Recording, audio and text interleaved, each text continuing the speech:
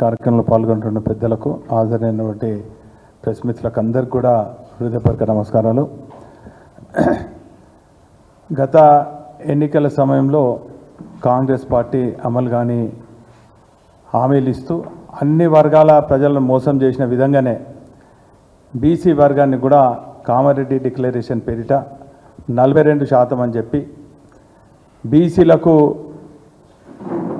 బడ్జెట్లో 1,00,000 అని చెప్పి 2 బడ్జెట్లు ప్రవేశపెట్టినా కూడా కనీసం 20,000 కోట్లు కూడా చేయని నిస్సాయ స్థితిలో మరి కాంగ్రెస్ ప్రభుత్వం ఉన్నది.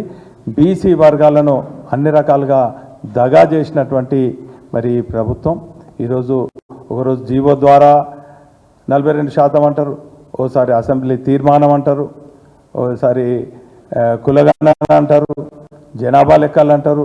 అన్ని తప్పుడు దళకలతోని బీసీ వర్గాలను మోసం చేస్తూ ఈరోజు బీసీ వర్గాల సహనం కోల్పోయే విధంగా ఈరోజు బీసీ వర్గాలకు అగ్నిపక్ష పెట్టినటువంటి ఈ రిజర్వేషన్లు ఖచ్చితంగా ఈరోజు కేబినెట్ సమావేశం అంటున్నారు.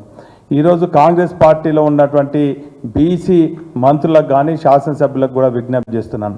ఈ జాతికి మీరు న్యాయం చేయాలన్నా, బీసీ వర్గాల పక్షాన మీరు ఉండాలన్నా, బీసీ వర్గాలకు మీరిచ్చినటువంటి హామీ నిలబెట్టుకోవాలంటే ఖచ్చితంగా ఈరోజు చట్టబద్ధత ఉండే విధంగా ఆర్టికల్ 9లో మరి చేసి ఈరోజు మరి ఖచ్చితంగా మీరిచ్చినటువంటి 42% కేవలం మరి లోకల్ బాడీ ఎన్నికలలో కాకుండా విద్యాపరంగా ఉద్యోగాలలో చివరికి అవుట్సోర్సింగ్ కాంట్రాక్ట్ పద్ధతిలో కూడా మా బీసీ ఉద్యోగస్తులకు కానీ మా బీసీ వర్గాలకు న్యాయం చేసే విధంగా చేయాలి.